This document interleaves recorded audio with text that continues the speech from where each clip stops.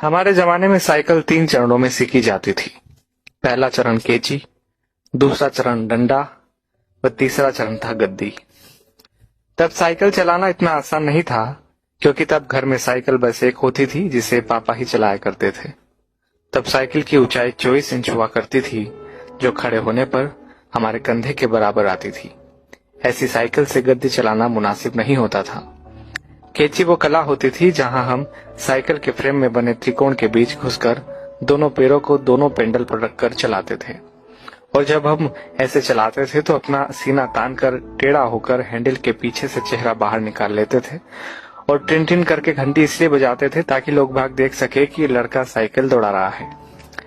आज की पीढ़ी इस एडवेंचर से महरूम है। उन्हें नहीं पता कि 8-10 साल की उम्र में 24 इंच की साइकिल चलाना जहाज उड़ाने जैसा होता था। हमने ना जाने कितनी दफा अपने घुटने और मुंह तोड़वाए थे। और गजब की बात तो यह है कि तब दर्द भी नहीं होता था। गिरने के बाद चारों तरफ देखकर चुपचाप खड़े हो जाते थे, अपना निक्कर पोंछते हुए। अब तकनीकी ने बहुत तरक्की कर ली है। 5 साल के होते ही बच्चे साइकिल चलाने लगते हैं, वो भी बिना गिरे। 2-2 फीट की साइकिल आ गई है और अमीरों के बच्चे तो अब सीधे गाड़ी चलाते हैं। छोटी छोटी बाइक उपलब्ध है बाजार में।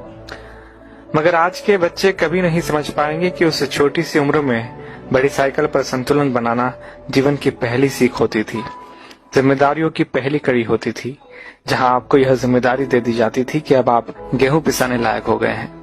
इधर से चक्की तक साइकिल डुगराते हुए जाइए और उधर से केची चलाते हुए घर वापस आइए। और यकीन मानिए, इस जिम्मेदारी को निभाने में खुशियां भी बड़ी गजब की होती थी। और यह भी सच है कि हमारे बाद केची प्रथा विलुप्त हो गई है। हम लोग ही दुनिया की आखिरी पीढ़ी है जिसने साइकिल चलाना 3 चरणों में सीखा था। हम वो आखिरी पीढ़ी है जिन्होंने कई बार मिट्टी के घरों में बैठकर परियों और राजाओं की कहानी सुनी, जमीन पर बैठकर खाना खाया, प्लेट में चाय पी है। हम वो आखिरी लोग हैं जिन्होंने बचपन में मोहल्ले में मैदानों में अपने दोस्तों के साथ परंपरागत खेल, गिल्ली डंडा, लुका छुपी, खो खो, कबड्डी, कंचे जैसे खेल खेले हैं। हम वो आखिरी पीढ़ी के लोग हैं जिन्होंने कम या बल्ब की पीली रोशनी में होमवर्क किया है और नोवेल पढ़े हैं। हम उसी पीढ़ी के लोग हैं जिन्होंने अपनों के लिए अपने जज्बात खतों में आदान प्रदान किए हैं। हम वो आखिरी पीढ़ी के लोग हैं जिन्होंने कूलर, एसी व हीटर के बिना ही बचपन गुजारा है। हम वो आखिरी पीढ़ी के लोग हैं जो अक्सर अपने छोटे बालों में सरसों का ज्यादा तेल लगाकर स्कूल और शादियों में जाया करते थे। हम वो आखिरी पीढ़ी के लोग हैं जिन्होंने स्याही वाली दवात या पेन से कॉपी, किताबें, कपड़े और हाथ काले नीले किए हैं। हम वो आखिरी लोग हैं जिन्होंने टीचर से खूब मार खाई है। हम वो आखिरी लोग हैं जो मोहल्लों के बुजुर्गों को दूर से देखकर नुक्कड़ से भागकर घर आ जाया करते थे। हम वो आखिरी लोग हैं जिन्होंने गोदरेज सोप की गोल डिबिया से साबुन लगाकर शेव बनाई है, जिन्होंने गुड़ की चाय पी है, काफी समय तक सुबह काला या लाल दंत मंजन या सफेद टूथ पाउडर इस्तेमाल किया है। हम निश्चित ही वो आखिरी लोग हैं जिन्होंने चांदनी रातों में रेडियो पर बीबीसी की खबरें, विविध भारती, ऑल इंडिया रेडियो और बिनाका गीत माला जैसे प्रोग्राम सुने हैं।